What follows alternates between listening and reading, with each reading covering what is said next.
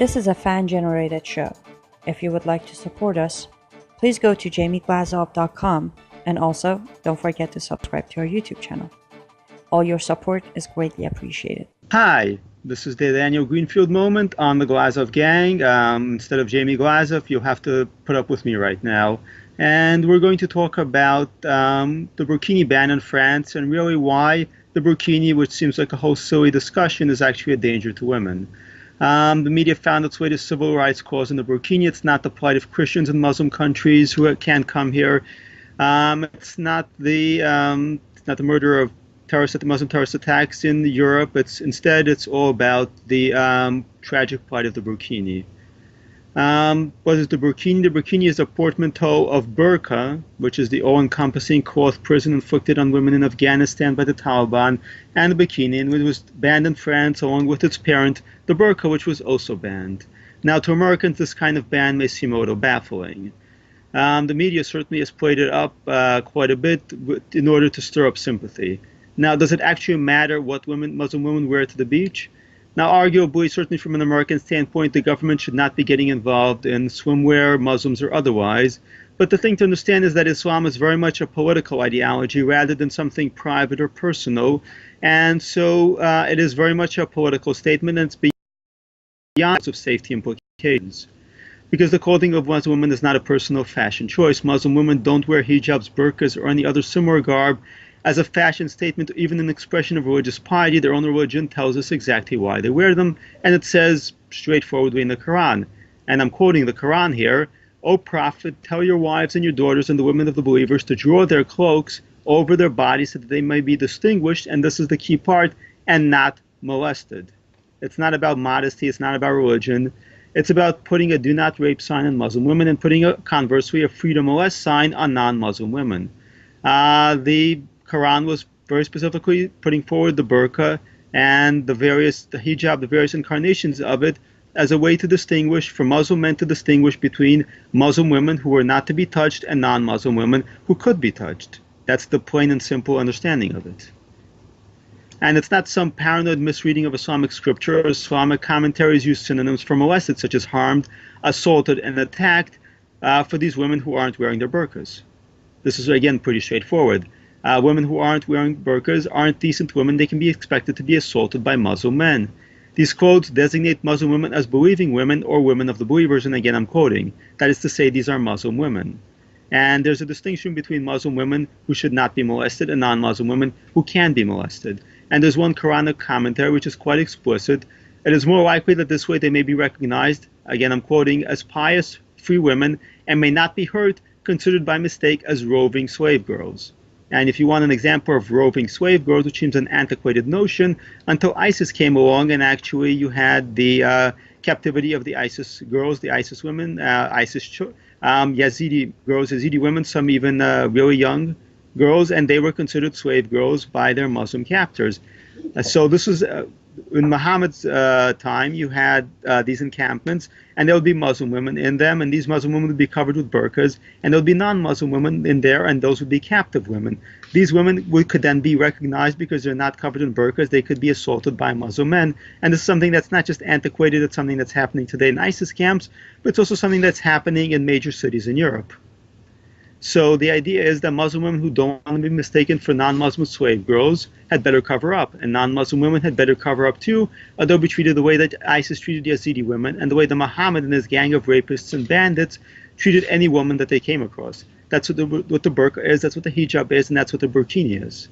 And it's not just some relic of the past or horror practiced by so-called Islamic extremists or radical Islamists or radical jihadists, as if they're a moderate jihadist. It's ubiquitous. So there was a French survey about a decade ago, 15 years ago, that found that 77% of girls wore the hijab because of threats of Islamist violence.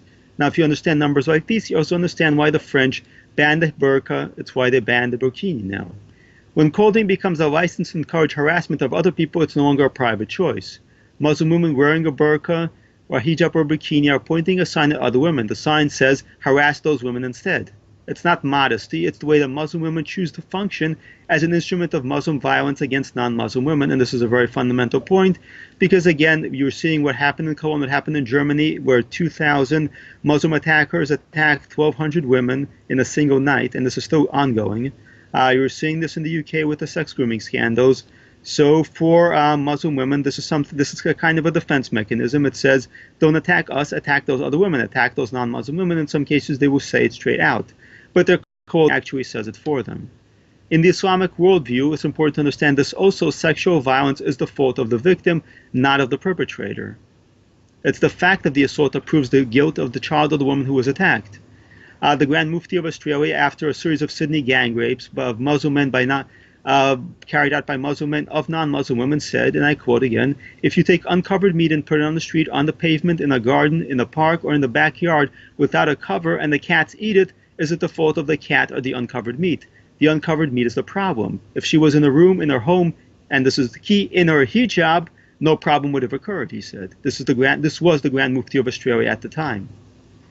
So this is the fundamental idea. It says that if she's not wearing a hijab, then it's okay to attack her. Then it's her fault that she was attacked.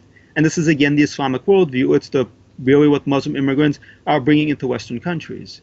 And again, this is why there's a burqa ban and a burkini ban. It's why there should be a hijab ban. The existence of these garments gives license to Muslim men to target non-Muslim women. They allow Islamists to impose them as a standard by singling out women who don't wear them for attack. And they encourage Muslim men to carry out assaults on non-Muslim women who do not comply with Islamic law. That is what France has rejected. It's what every country that respects the right of women to be free from being molested by the believers, quote unquote, who get their morality from Muhammad, a serial rapist and pedophile, from whom no woman, including his own son's wife, was safe or to reject. The media chose to be deeply outraged by France's ban of the burqa and the burkini. It doesn't seem especially interested in the fact that Saudi Arabia forces women to wear the abaya, a covering that's not too different from the burqa, or that Sudan's Islamist regime arrested Christian women in front of a church for wearing pants and threatened to cane them. It's not that the left feels that women ought to be able to wear whatever they want in other countries, certainly not non-Muslim women in Muslim countries, but that it believes that Muslims ought to be able to do whatever they want, whether it's impose dress codes at home, resist dress codes abroad, or even impose dress codes abroad. And the first target of these dress codes are inevitably women. Islam expands through violence. It imposes its standards through violence. Before the ban, the burkini, much like the burqa, had already come to be associated with violent clashes. In one such incident in France, a man was shot with a harpoon. That's a pretty ugly event. So it's not surprising that the French have grown tired of this. The burkini ban, like the burqa ban, is understandable, but it's not a final answer. The final answer is, of course, to address the question of Muslim immigration, to address the growth of Islam in Western countries, and to have a serious and honest and open conversation about the effects of the growth of Islam on women. Banning the burkini, banning the burqa is slapping a band-aid on a problem. It covers up some of the worst symptoms, but it doesn't address the key issue, and the key issue is Islam. Thank you very much for listening. This has been yet another video put out by the Glazov gang. If you'd like to support the Glazov gang, subscribe to its YouTube channel. Like it on Facebook. Follow Jamie Glazov, who is a really smart and brilliant guy. And see what you can do to support commentary like this. Thank you very much once again, and have a good night.